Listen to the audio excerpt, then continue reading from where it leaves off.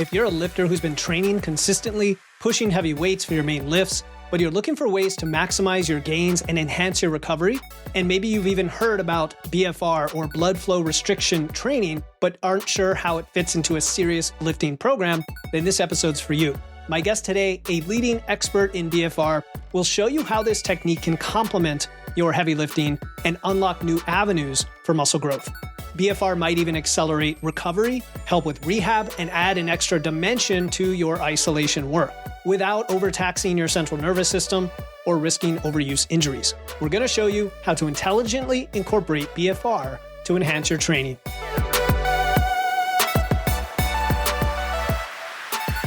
Welcome to Wits and Weights, the podcast that blends evidence and engineering to help you build smart, efficient systems to achieve your dream physique.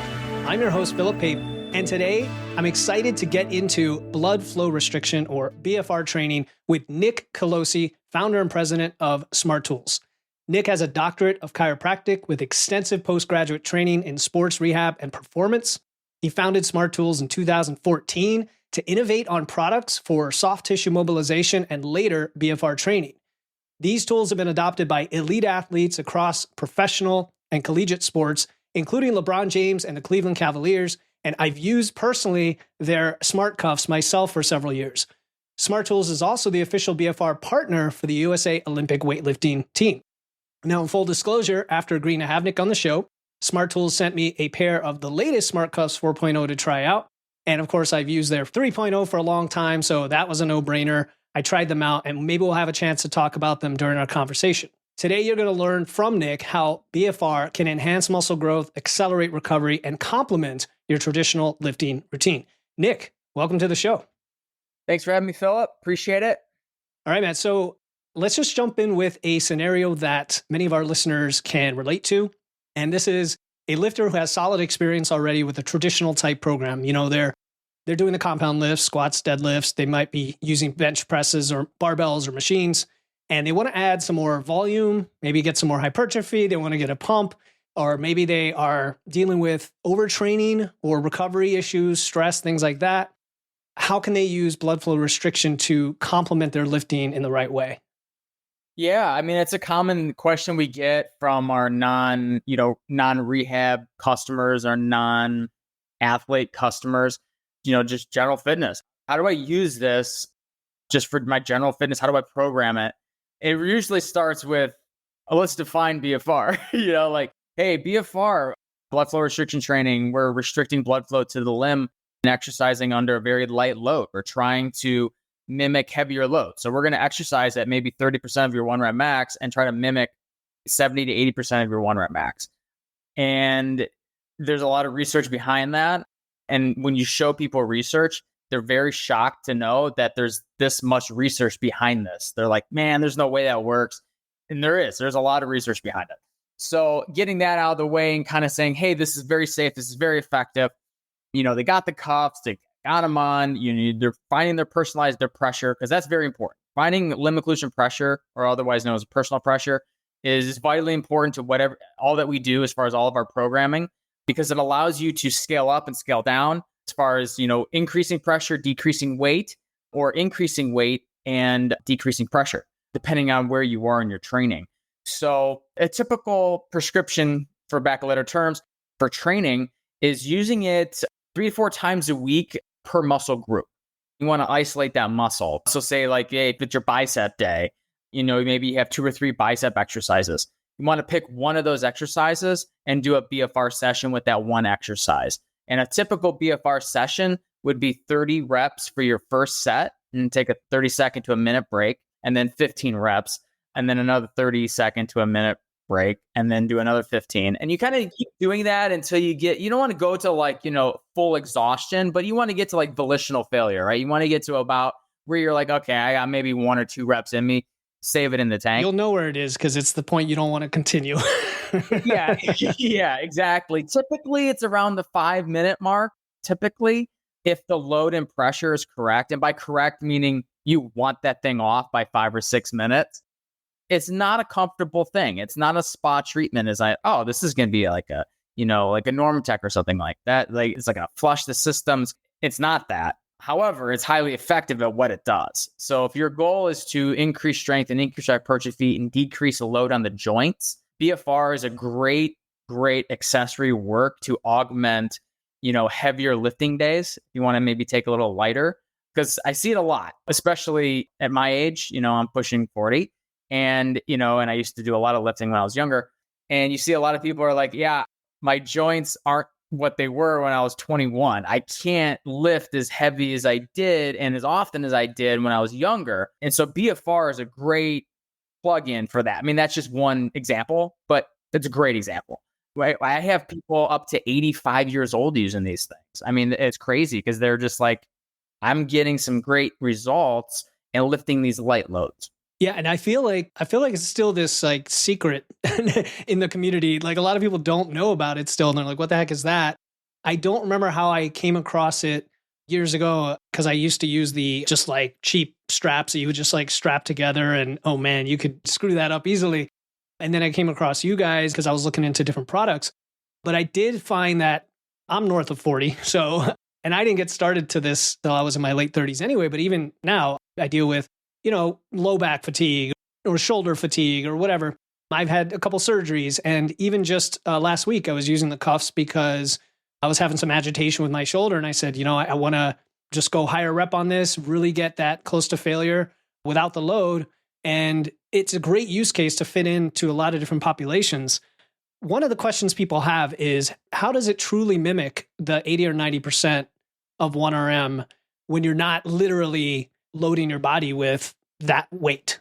Yeah, I mean, there's been so much research over the last decade, and everybody kind of says something a little bit different. For a while, it was metabolic stress, right? Or tricking the brain, or maybe neurological, or it's just strictly mechanical loading. You're just doing that many reps. Yeah, effective reps. Yep. Yeah, I mean, it really is about building up lactate. Now lactic acid, most people don't care, but since we're on a very sciencey. No, let's do it because lactic acid people think of as a byproduct of hypertrophy. You're talking about lactate. So yeah, let's do that. Yeah.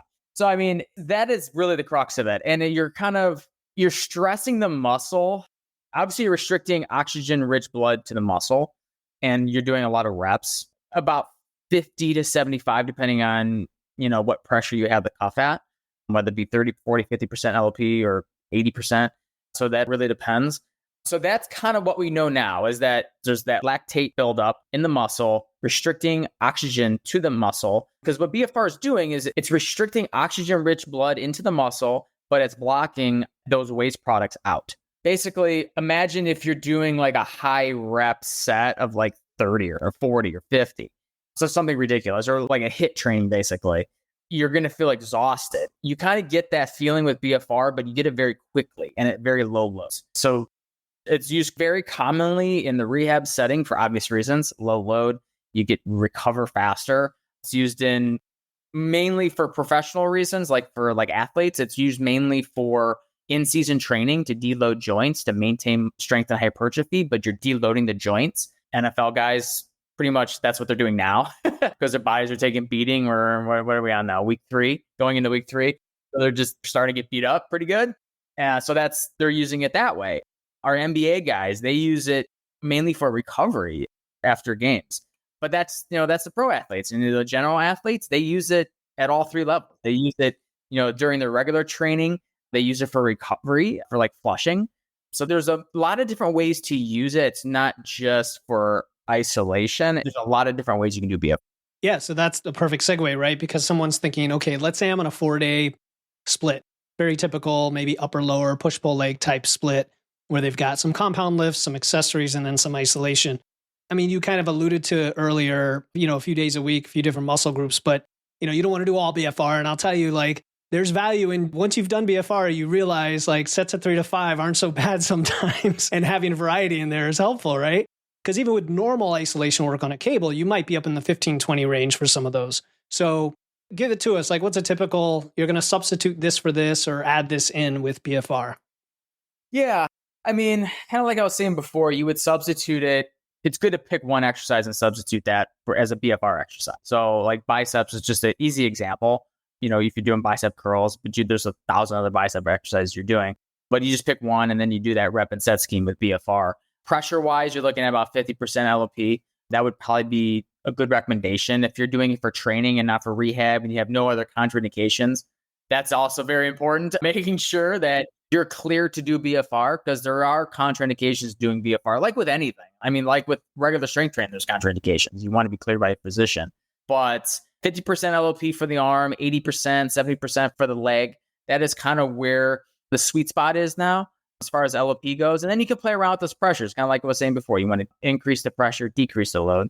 So yeah, I mean, that would be the typical, if you're doing a push-pull, I mean, obviously the pulling muscles, bicep, if you're pushing muscles, tricep, that would be on your push days. You want to work your triceps and shoulders, for your push. And it's not just a distal muscle effect. It's also proximal. You're still going to get some shoulder activity. Yeah, let's go on that. So does that extend further down to the pec area for bench presses, or is that a little bit less? Yeah, there was one research study that looked at that. There is some benefit to using it for chest exercises, for pec major, pec minor. Yeah, because for those listening, we're putting these in our upper arm or our upper leg, and that's it, right? Yeah, regardless of the exercise you're doing, it's always going to go on the upper arm between your bicep and deltoid, and on the upper leg, as far up on the hip as you can. Because you see incorrect use of this stuff on YouTube with upper calf and some other spots.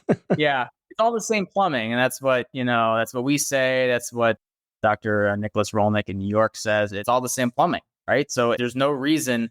You're only increasing the chances of having a nerve-related issue if you have it that far down, because it's more superficial.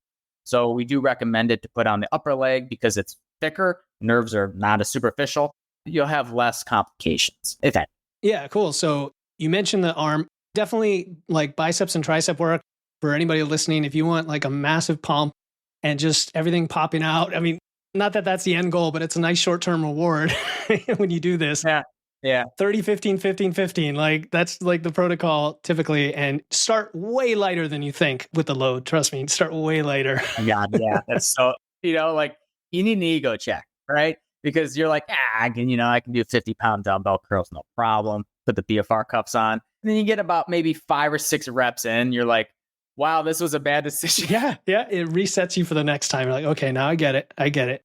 Okay, so limb collusion pressure, just so folks know, that's the amount of pressure that you put on the limb. And there's different ways to gauge that, right? You guys, your equipment does it automatically with some advanced sensors. I'd be curious to know how that happens, because I know you've evolved the technology as well. Yeah. Yeah, I mean, we first started, we really weren't finding LOP at all. And we were just kind of saying, hey, inflate it to, a pressure between 100 and 200. And then once you're at maybe at a 7 out of 10, you're good to go. Get out there and, give it your all. And then as things went on, it's okay, that's probably not the safest way to do it. It's just because that's highly, highly subjective. So when we came out with our Gen 2 model, we started using a handheld Doppler. And, that's great. You're finding limb occlusion pressure. You're finding that personalized pressure for that user. It's not the most easiest thing to do, especially on yourself. To this day, I still can't find it on my foot, for my lower extremity. Can't do it. So it's great for the clinic because you need 2 people. But if for the regular gym goer, they're never going to do that. We wanted the solutions for both, ease of use in the clinic, but also ease of use for patients, athletes, and general fitness, enthusiasts, as we like to call them. Because usually, people usually using this product are the ones that are very serious about their fit. It's not going to be somebody that's I work out once a week and do some BFR. That's not the person. The person that's using BFR is really into fitness and know what they're doing. They're listening to this podcast, man. They are listening to this podcast. Not pandering, I swear. But yeah, so the Gen 3 electronic pressure sensors built in, both Gen 3 and Gen 4 products that we sell now, they have the pressure sensor built into it with algorithms that control that sensor. And we're actually only 1 or 2 products to be validated. We were actually validated for LOP accuracy by Mayo Clinic. So we take great pride in that, because a lot of products out there say they do that, but they actually either failed their validation test or never been validated, probably because it's not accurate. So it's easy to say that, but once you have that peer-reviewed research backing you up and what you're saying, we take great pride. Yeah, and again, for the listener who has never done this before, it feels like a blood pressure cuff, basically. And I know in your version 3, so I had the 3 and now I have the 4, it was, you had to plug it into a unit and then that would pump up the unit. And I think it was a multi-chamber system, and now it's maybe a single chamber bladder or something like that. Yeah, we had a multi-chambered system very briefly. Okay, that was probably the first 6 weeks. That was our Gen 1. You can't find LLP. Oh, okay. Yeah. So if it's a multi-chamber bladder system, you can't find LLP. So we quickly learned that and we moved on. We moved on to our Gen 2 units, and that was a single chamber bladder system. That was like in 2018. And we've used single bladder chamber systems ever since. Okay. Yeah. And you said the upper arm, maybe 50%. I think I recall like in the app, you can go up to 60% on the arm, and you implied more than that for the leg, right? Correct. Yeah. So you can do for the arm anywhere between 30 and 60, and then for the leg anywhere between 40 and 90. Yeah, man. And I personally find the leg more uncomfortable than the arm, probably just because it's just so massive, but others may have a different experience. For me, it just feels like, wow, that's tight, even when it's not up there. Yeah. But then when you start doing some, let's say, front squats, I mean, man, talk about a totally different experience. Like, what's your favorite leg movement or two with the cuffs? Probably lunges. Which is not a favorite without the cuffs for a lot of people. I know, right? Yeah. Bulgarian split squats. I hate those. I do them, but I hate them. With BFR, it's like a next level hate. Like it is. Do you do them loaded in that? You still do them loaded, or can you do them almost body weight in that case? I haven't done BFR Bulgarians because. Yeah. But lunges, like walking lunges? Yeah, walking lunges. Yeah, walking lunges. Because walking lunges, well, I mean, you could throw a barbell on your back if you're pretty strong, but I mean, even body weight, I'm sure they're going to be pretty brutal, right? Typically body weight. I'll do body weight. Yeah, nothing crazy. Yeah, cool. I'll also just walk with them too for like 20 minutes or 30 minutes. Just do some aerobic stuff. That's awesome because, and I'm sure you come across this misconception, and you mentioned already, like, oh, BFR, lighter weight, sounds so much easier, until you realize squeezing your limb and doing tons of reps of something it's a different hard. It's a different form of hard. But for something like that, where you're doing a leg day and you're doing accessories for hypertrophy, like quad work, split stuff, maybe step ups, some of those people don't really like as much anyway with load. And I could see this being a selling point, and I'm selling myself on it. Like, yeah, do the walking lunges, just throw on the cuffs and just walk. So it's convenient and you're still getting this nice workout.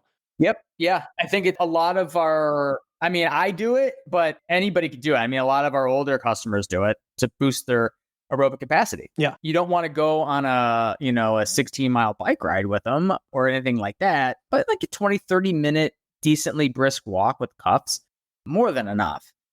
We don't recommend doing all 4 cuffs at one time.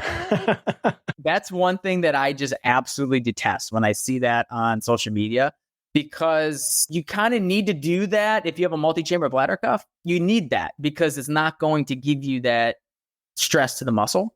You need to do 4 cuffs at one time, all limbs. With the single chamber bladder system like ours, not only don't need to do that, it's recommended not to do that because it's not safe at all. Got it. Good to know. Not safe. Just 2 cuffs. If you need to challenge yourself, throw on a rucksack or something, Yeah, exactly. Throw on a rucksack if you need to challenge yourself. I like that, man. Yeah, I forgot about that trick though, just walking with the cuffs. I don't know. I haven't read through all of the literature that comes with the new smart cuffs, but I assume there's some resources you have that kind of give people these ideas. Yeah, I mean, you can simply, if you want to make it easy, just put it on, starting off, just do like 50% LLP and put it on your legs, pump it up to 50% LLP and just walk for 20 minutes. And then if you get tired, just deflate them, just deflate them. And yeah, safety is number one, safety is the most important thing. We just don't want people abusing it and then potentially injuring themselves. Like we have a lot of sale protections in the app and also the product, but you only can do so much. Nothing in the show constitutes medical advice. Please seek absolutely consultation with your doctor before starting BFR training. Hi, my name is Alan, and I just want to give a shout out to Philip Pape of Wits and Weights for being a huge part of the foundation for my continued health and well-being. Philip exemplifies a nutrition coach who demonstrates how much he cares. Philip works tirelessly and with dedication to provide coaching support and major content for us to use. He creates a practical approach from research, and Philip empowers all of us to use food as quality for our health. He is skilled in how to assess and direct nutrition. Philip creates a community full of wisdom, support, and camaraderie. In summary, Philip Pape is the real deal. He knows how to assess and direct nutrition, and he continues to steer me in the right direction. Thank you, Philip. Are there scenarios where BFR is actually more effective? And I'm thinking of training specifically, not necessarily rehab, but I don't know how much, research studies you guys have done on that, maybe even the cardio that you just mentioned. But from a training perspective, would you say BFR superior to X for?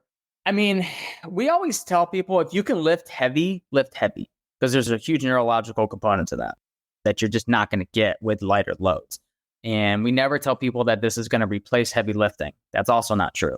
We always tell people this is a accessory work. This is to augment your heavier lifts. You're going to improve your heavier lifts by integrating BFR into your training.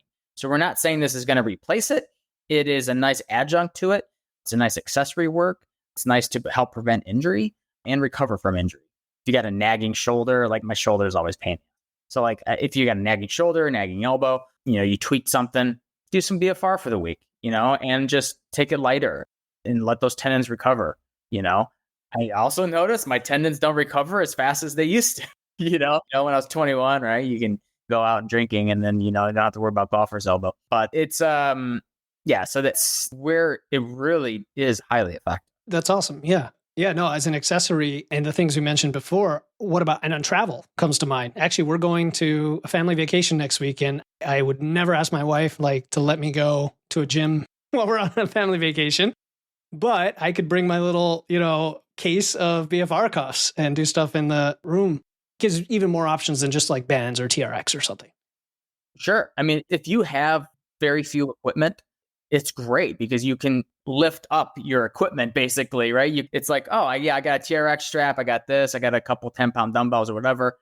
You're good to go, especially if you don't need, heavy weights for like lunges or low body work. So yeah, it's great for travel because most hotel gyms are terrible. Although it's improving. I've noticed that over the years. I feel like hotel gyms are starting to improve because people are living a healthier, active lifestyle nowadays. They're requesting for better equipment. Until you stay in an Airbnb, and then you see, I love bringing guests like you on because then it's, selfishly, I'm like, okay, here's all the ideas for this because you could do push-ups, you could do all sorts of body weight things. And now you're getting it up into the quasi or mimic of a loaded regime of that movement, which is awesome. So let's just tie up on the safety thing since you've alluded to it a couple times. You mentioned the pressure, which can be controlled if you have good equipment. You mentioned not doing 4 limbs at once. You mentioned not going too long with these on. Any other key things people need to be aware of and stupid things that people have done that they shouldn't? Yeah, I mean, make sure you're hydrated. Make sure you're hydrated. Make sure you've eaten something that day. Don't try doing it fasted. Probably not the greatest idea. If you have any blood disorders or anything like that, there's a significant amount of contraindications. Nothing major though. Pretty much if you're cleared to do strength training, you can do BFR. So there's really not special contraindications for BFR that you wouldn't really have for regular strength training. I mean, maybe cancer. That's about it. Pregnancy. Although that's a hot topic. It's it always is, even with lifting. We always say pregnancy, but there's no research to say that it's hard with pregnancy. It's just play it safe, and because there's no research to say that's effective with pregnancies. Right, exactly. All right, so that's good. Let's talk about recovery then. What are some ways people might think of using BFR for recovery? You already mentioned a couple, like one being if your joints are acting up, instead of doing your normal training session, put this in there. What I'd be concerned about is people starting doing more volume than their body can handle and actually backfiring, because they're adding this into what they're already doing. So what are some good ways to think of it that way? Yeah. I mean, from a recovery standpoint, IPC comes to mind, ischemic preconditioning. That's on our 3.0 Pro model. You can do it with the 4.0 model, although with new updates, we're going to make it a lot more automated. So IPC stands for ischemic preconditioning, aka recovery mode. Basically what it does, it will inflate to a pressure. Usually it's about 80 to 100% LOP. So almost full occlusion. It's entirely passive. Okay. So I remember one person was like, yeah, I put IPC and I started exercising. I was like, why did you do that? They're like, it was incredibly painful. I was like, yeah, no shit. It's not meant to be active. It's definitely passive. So I'm like, don't do that. Nowhere in our user manual says that. But anyways, besides entirely passive. So you just sit there. It's like a norm attack, right? So you just sit there, watch TV, do whatever.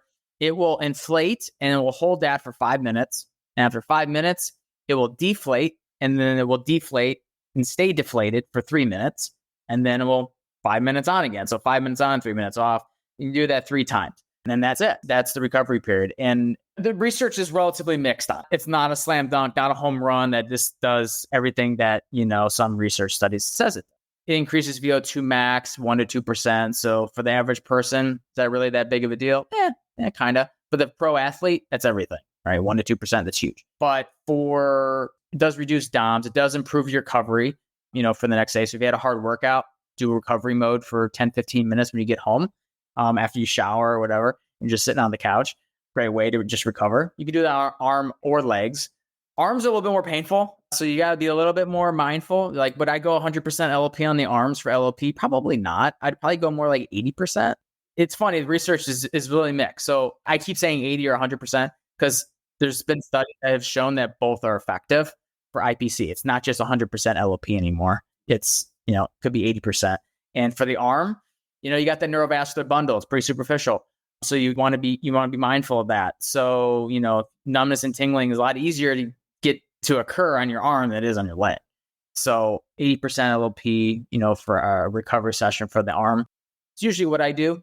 But yeah, that's how it's really used for recovery besides for your active recovery days or your light lift days. Besides that, kind of what we already touched on already, that's how it's usually commonly used. Yeah, that's a really good one. I wasn't aware of that recovery mode. I think that's awesome because that is super common for especially like a really heavy low back workout or a leg day to just have that bit of DOMS. And I'm going to try that out. I'll let people know how it goes. You said it even slightly increases VO2 max. I know you said 1% or 2% still. It's something which I want to pull on that thread because earlier you also mentioned the walking with it and whatnot. What does the science show if it's used kind of on a regular basis as a conditioning tool, what you potentially could get out of it? Yeah, you're just stressing the body. You're just stressing the body to a greater degree in a very short amount of time. So that's pretty much the theory about how it's going to increase that VO2 max. Research, again, sometimes you can make it say what you want to say. Sure. I appreciate there's nuance. Yeah, there's nuance, right? And there's just mixed results on it. So the theory behind it really isn't all there, as far as we don't really know for sure how it's doing it. And that's kind of what we have to live with right now. We know it's safe to do. We definitely know it's safe to do because, it's funny, sometimes you talk to like orthos, right? And they're recommending BFR for their patients. And the patients will be like, oh, that sounds dangerous. And the ortho's like, I just had you on this in surgery in the OR, restricted fully for 2 hours. You're okay for 5 minutes. They just find it silly and comical. And you're not even at full occlusion. You're at percentage. Yeah, no, but it's some people do have that instant reaction when they don't know. And even listening to the show and curiosity, they're like, let's step back. Are you guys talking about just completely cutting off all blood flow? And it's not that. There is a safety element. You have to be aware and do it properly. There is some tolerance. Let's just admit it. Yeah. Back to the safety point. Yeah. That's why we do it that way. That's why we do personalized pressure, because we're we are guaranteeing that you're not going to exercise at full occlusion, as opposed to you just, taking a wrist strap, and just wrapping it. And, you see that, right? You see those BFR and those straps on Amazon, they're $20. It's like, cool. If you want to do it, go for it. Me personally, I would never do that. I feel like it's very unsafe, easy to occlude. And there's just a lot of drawbacks. But yeah, that's how it started, right? Arnold was doing that back in the 60s and 70s, right? He was taking, I don't even know what the hell he was using. It was like a towel or something. He was just wrapping his arms. He was chasing the pump, right? And that's Arnold, works for him. But, we've evolved a little bit. The tech's evolved. We're not blind to the fact that people use, wrist straps or BFR straps or whatever. Because some people, we understand it's a higher price point for our products, the digital electronic BFR products. We understand. Yeah, no, and I've seen the evolution over the years as well. I used to have straps like that had the little clip, and it was like the difference from one limb to another and one session to another was so big. You were just wondering if you were getting the right. And you don't want to tighten it too much because you're like, oh man, I'm turning purple. What's going on? Not good. Yeah. Purple, that's a relatively, once you're exercising, relatively normal reaction. But if you're purple before you start exercising, probably over tightened a bit. Exactly, man. Exactly. All right. So I know you've worked with athletes. I know you have this partnership with the Olympic weightlifting team. People want to hear some cool stories. I know you talked about things on other podcasts, but you work with LeBron James. I used to be a Miami Heat fan, by the way. And it was sad when he went to the Cavs from our perspective. Hey, you stole from us in the beginning. Yeah, no, that's what I mean. Yeah. It went both ways. Exactly. I was actually in Florida when he did the announcement, and I hadn't been living there in years, but that was funny. So either him or we just had the Olympics, so maybe that's a super relevant what you guys have been doing there, outfitting them with the cuffs. Yeah, actually, LeBron, I live in Cleveland, by the way. Cool. I figured that. Yeah, okay. That makes sense. Around the same time, I played LeBron's high school team. In Akron? Yeah, in Akron. Yeah. He lives in Bath. I live right outside. But yeah, no, so he uses a lot for recovery. So like on the plane after games, he uses it a little bit in the off-season training, but mainly for recovery purposes, like a lot of the other NBA guys do. As far as, USA weightlifting was interesting. They actually were using our product. Unbeknownst to me, I have no idea. Sometimes it's amazing people that will email you and be like, hey, we're using your product. I'm like, I had no idea you were using our product. No clue. So USA weightlifting, they've been using our product now for about 3 or 4 years. And they're like, we love the BFR product. We've used others. We just, our athletes love your product. To be able to sponsor us for the upcoming Olympics. I'm like, yeah, for sure. Whatever you need. So we started working closer with them about 1.5 years ago, as far as protocols and things like that. Hampton Morris, who won the bronze, he's been using our product now for quite a while, even before the partnership. And he used a lot for recovery. He used a lot, mostly exclusively for recovery. And he's just like, I just love the way I feel the next day or immediately after doing the recovery modes for my lifts. And he won bronze. So that was pretty cool. I think he was the male weightlifter to win a medal since 1984. Yeah, I know. It's crazy. We are not dominant in that sport. So that's pretty cool to be tied to that. Yeah. Yeah. And he's young. He's just a kid. He's like 20 years old. So that was really cool. So yeah, I mean, they've been using a lot and being as portable as it is, it was really nice. They can take ours. They can have it in the, in the village and, take it everywhere they want. So he was using it like after every training session. I'm just curious, like the protocol there. Yeah, he would take it. He wasn't using it every night, but he was using it pretty frequently. He was probably doing it maybe 3 or 4 days a week for recovery purposes. Yeah, some pretty cool stories. Like that was a really cool story. It's always good when you don't know that they're using it and they're like, they love it. Or you see it on social media with somebody and you're like, I had no idea, they got it. I don't know if I can mention his name, but he's a head of a major studio at like NBC, CBS, ABC. And he was using the product. I was like, that's really cool. And he's like, hey, let's jump on a call and go over. I'm like, don't you have anything? They're like, I'm sure you have better, like to waste your time on me. Like, but that was really cool. Like, awesome guy devoting time, for this was really cool. Yeah. And for his physical health too, so. Yeah. You'd be surprised who orders off the website. They, because a lot of like athletes or movie stars, they want just free products sometimes, right? And other times they just order off the website. I was like, I wonder if that's, so-and-so, No, that's awesome. I mean, because people are always wondering, like, what does this person do? Because they want to emulate it. And that's not always the right approach when it comes to training because they're elite athletes. But it does lead me to ask, do you guys have like training programs that you offer associated with the product or even for free online for people to check out? So right now, all of our education is more clinical, sports performance based for like health professionals and personal trainers, strength coaches, things like that.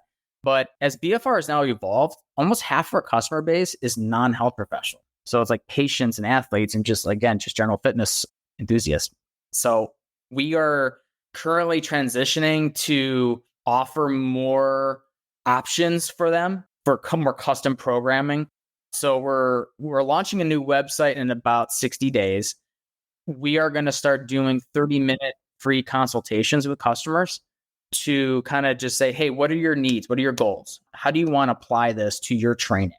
And then we can kind of go over that with them and then offer them, online coaching just in BFR, if they want. Some don't. Some like, yeah, this 30 minutes is enough. I just need to get started. Others are like, I need my handheld from start to finish, right? So then we're going to start doing that and offering some more specialty courses as well, that are non-clinical, just so people are using it not only correctly, but also, optimally for their training so they get the most bang for the buck. Cool, man. Yeah, no, without being in a walking infomercial, I'm probably going to be using them more, maybe posting some stuff for folks. So those listening to the podcast, maybe I'll do a follow-up episode or two from this on taking the information and talking about the recovery mode and walking with it and maybe some tips for folks who want to try. Because I do think it opens up a whole other world that, again, I don't know why more people haven't heard about it. I don't know if you know why that's the case or not. I think it's because it sounds dangerous. It's relatively unknown, mainly because the price point was so high for so long. But I think we're at a point now where we're getting the price point down. I think, our 3.0 is $299, right? So, as far as BFR goes, that's for electronics, it's the most affordable electronic BFR device you can find. You won't find a more affordable product for that, short of like straps. So making it affordable was like step one. Step two was getting it into the hands of patients from primary market was clinical. So, we did that. Now it's okay. We got athletes using it. We got people that are, working out 4 or 5 days a week. They're really into their fitness. They've heard about BFR. They want to kind of take it to the next level, or they want to augment their training older, and they want to deload the joints, and still work out and still lift weights. So it's interesting the amount of people that it can be used for. It's way more than actually I even thought when we first launched the product. Yeah, that's usually what happens, right? People start using it in ways that you didn't expect, and then boom. Yeah. New market. Yeah. Although I did have one person use it. They're like, they had 4 cuffs on, and they had like a heart rate monitor, and then they had something else on their ears, and then like something on their head. I was like, that's a bit much. I think you're taking the wearable thing to a whole different level that I don't want to go to. So I was like, I'm going to tone it down a little bit. But yeah, people are using it in ways that I never thought. I was like, that's a pretty good idea. Yeah. And I know like there's entire podcasts devoted just to BFR, right? Like every single episode, because I can imagine now how connected we are with all the integrations, with the rings, with the wearables. Like there's just the sky's the limit on how we kind of study all this and connect it all together. But if there's one thing that we didn't cover today that you wished I had asked, what would that be? It's a bigger question. Probably like something that you regret or think you could have done differently. And that would have been, I don't regret anything as far as like the product goes, because sometimes you have to take those lumps to learn, right? So like our 3.0 was our first electronic product we ever did. We were learning. So it's like, if it's everything smooth sailing, you are not ready for failure, like you're not pushing yourself, right? You kind of have to take those lumps. But yeah, I guess what we have cooking, so we have 2 more products that we're working on that aren't BFR related, but they're health and fitness related. So can't really mention it, but it's in the fitness strength realm. So I'm really excited about that because it works well with BFR, and it goes to our, we're making things simple and easy to use for people, making it portable and making it affordable. That's kind of what our company's all about. What a tease, man. What a tease. All right. I guess I'll see what that is. Yeah, I'll see in 18 months with the new product. That's kind of what we're looking at. We're about a year out from it. So yeah, no. So just for the listener knows, like I was more than excited to have Nick on here because I use the product myself, and any product that like you go from one version to another and they seem to have listened to every single thing that customers, wanted changed about that, even though the first product's great, I think they're doing the right thing. It's kind of like some of the apps that I use that they're super involved with the community and the user base. So I respect that. I think you're doing great work. Those listening, we'll throw some links in the show notes. Where would you like listeners to learn more about you and your work? Yeah, our website smarttoolsplus.com. You can just Google it. You can Google smart cuffs, smarttools.com or smarttools+.com. Yeah, that's probably the best way. We're rehauling our blog, so it's much more educational right now. It's kind of, again, we're building a new website, so we're kind of just like in transition period right now. But yeah, we want to be much more active on our blog as far as, educating, non-health professionals as well as health professionals on how to best use our product, how best to use BFR. Cool, man. What I'm going to do is I'm going to put together a quick little like suggested kind of program thing, maybe run it by you and let the listeners know they can download that as well and kind of connect all this together that way for our listeners.